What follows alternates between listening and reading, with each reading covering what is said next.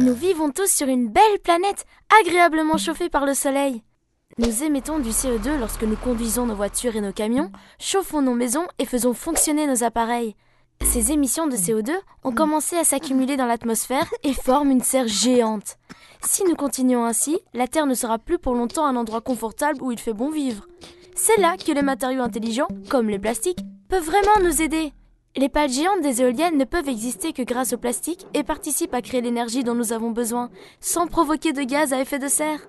Ces pales génèrent pendant toute leur durée de vie une quantité d'énergie 140 fois supérieure à celle qui aura été nécessaire à la fabrication de la turbine. Et nous devons nous arrêter de consommer autant d'énergie. La fabrication d'isolants en plastique demande très peu d'énergie, mais cela veut dire que nous devons également consommer moins d'énergie pour le chauffage ou la climatisation.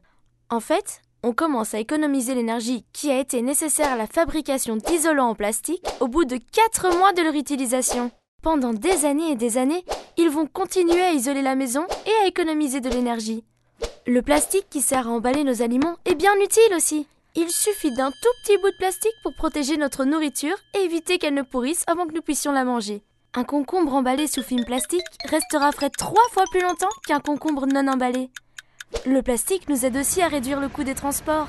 Une voiture moderne est faite jusqu'à 15% de plastique, ce qui signifie que les voitures ne s'alourdissent pas, même avec tout ce qu'on peut y mettre. Ça veut dire que pour chaque kilo de plastique présent dans une voiture, nous économisons 2,5 litres d'essence sur toute la durée de vie du véhicule. Dans les avions aussi, le plastique est utile. Les avions de la prochaine génération super économe en carburant seront fabriqués à 50% en plastique. Ils n'auraient jamais pu décoller sans lui. Ce ne sont pas juste les sièges et les fixations qui sont en plastique, mais aussi les ailes et le fuselage. L'avion consomme ainsi moins de fuel. Et moins de fuel, ça veut dire moins d'émissions de CO2. En fait, la part de combustible fossile utilisée pour la fabrication des plastiques est minime.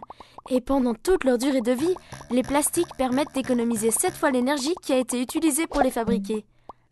Le plastique, c'est un truc super intelligent qui nous aide à préserver notre planète du changement climatique.